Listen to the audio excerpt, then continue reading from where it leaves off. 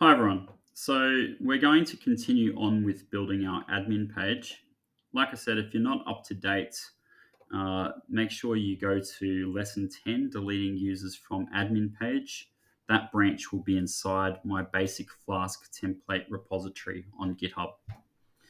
Okay, so we want to make it so that currently where we have the admin, we have a table output. We want to make it so that the user can select users to delete. Um, this will require us to create like a checkbox. I mean, there's other ways to do it as well, but a checkbox will probably be the easiest way. So let's go to the admin page. And I realized I went through this very quickly last lesson. So if you haven't caught up to date with my code, this is my full code for my admin page. And what we're going to do is we're going to add a column, and that column we're going to call delete. And I might put a question mark there as well. And we also need to add a cell. And for the moment, just to show you what's happening, I'm just going to put an empty cell. So I'll put an empty cell, and actually I'll put a checkbox in because we need to actually put a checkbox in. To get the checkbox code, I'm actually just going to go to W3 Schools, checkbox, and it should come up, input type checkbox. Great.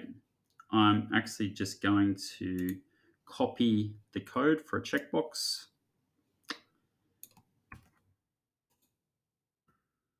And I'll paste it in.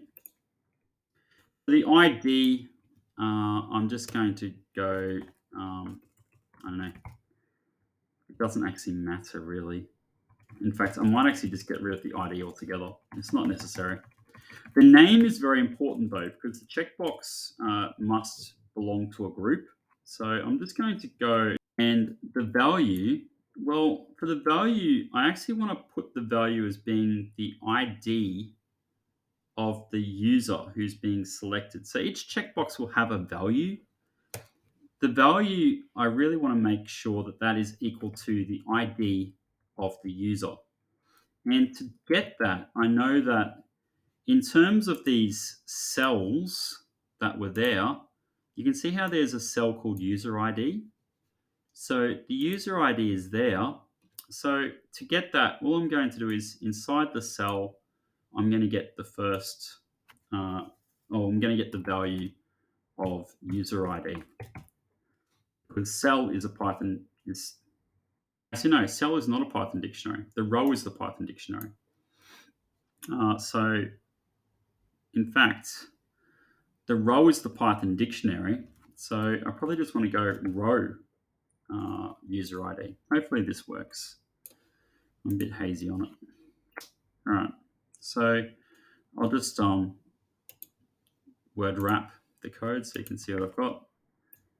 You can see that I've created an input box checkbox. Selected users is the name of the group of checkboxes. And I've got a value of the user ID. Let's have a look.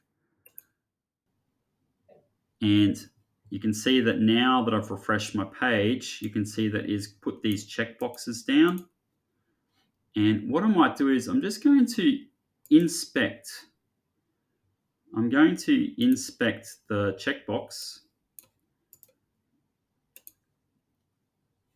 because I just want to show you that the user ID should be there. Hopefully the user ID should be there. So let's just get out of that. All right, so now I've just done an inspect. Okay, so the user ID is 1 for the first one. The user ID is 2 for the next one. So it's working. All the user IDs are being stored on the particular checkbox. All right, and I'll just close that. I'll try to close it anyway.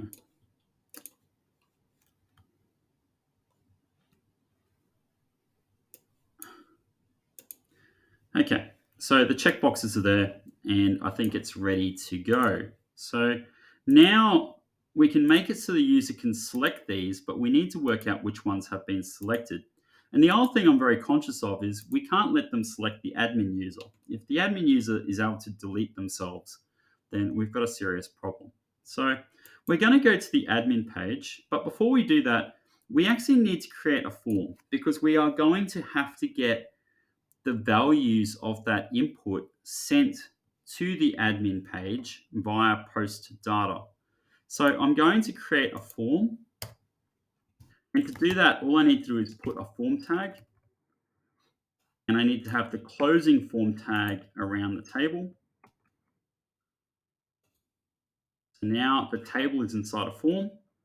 The action of the form will equal the admin page. So I'm going to get the admin page to handle it. And the method is going to equal post. Right, so now that input is going to get sent to the admin page in app.py. Right, so now I'm back here. I've got to enable the post method. So I'm going to say methods is equal to get and post.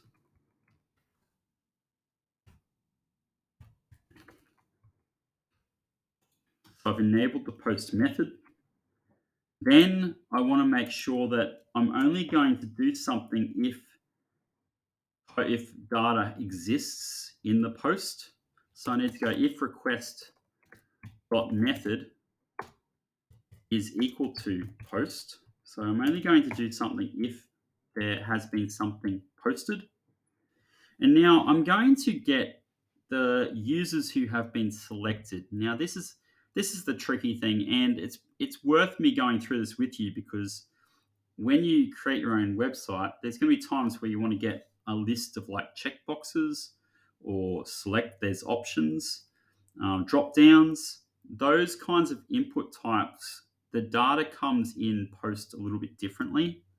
So for us, it comes in as a list. And to get that information, I'm just going to say, let's go, I'm going to call this selected users. Selected users is equal to request.form get list. So get list is where you have some type of input type that comes in as a list. And the thing about a checkbox is the name of the checkboxes, so long as they're all common names, that is your list. So these input boxes, each checkbox has the same name and therefore they're part of the same list. So going back to my app.py, I'm going to get the list of selected users. So selected users is a list, and that comes in as a list. Right, now for each item in that list, for each user in that list, I want to delete that user from the database. So I'm going to say for user in selected users,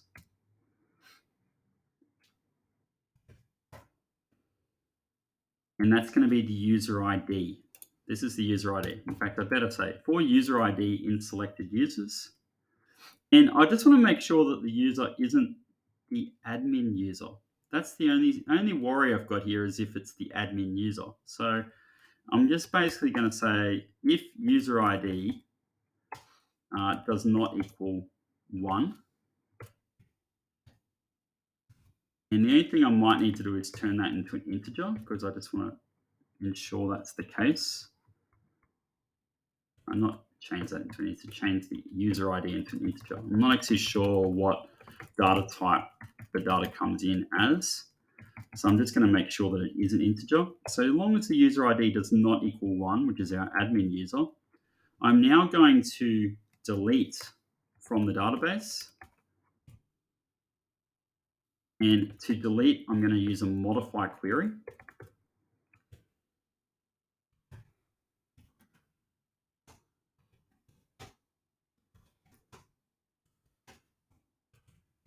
I'm going to delete from users where user ID is equal to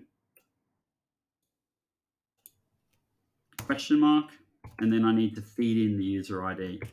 So I'm going to feed in the user ID inside a tuple. And again, because it's one value, I'm actually just going to put the variable name and the comma. Now, I just need to check. It's been a while since I've done a delete query. I'm just going to check on W3 schools because I don't want to get the syntax wrong.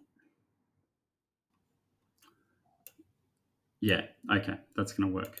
Right, so long as the user ID does not equal 1, which is the admin user, I'm going to delete that user from the database. Right, and that should work. So let's make sure that works. I'm going to go back to my Flask file, and where I've got this ASD. Okay, there's now one problem here, and you will spot it straight away. I actually need to have a submit button. Otherwise, nothing is going to get sent as post data. So going back to my admin page, right at the end of my table, but inside my form, I'm going to go input type is equal to submit. Value is equal to delete users. You might want to do a warning if you wanted to. You could do a warning there. Let's do that. We now have a delete users button. I'm going to select the bottom row, select delete users, and then I'm going to refresh. Okay, it worked. Now, the only thing is you didn't notice it worked because I had to refresh the page. And I didn't want to refresh the page with the same data, so I had to actually click on the URL and press enter. So what I might do is, because I need to refresh the same page, I'm actually going to do a redirect. I'm going to do a redirect after I've deleted those users. I'm going to do a return redirect to the same page minus the form data.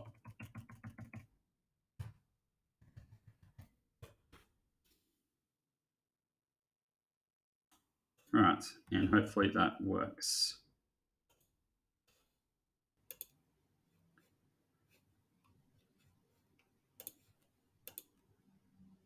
There you go, it works. Okay, and that concludes the tutorial. I'll see you in the next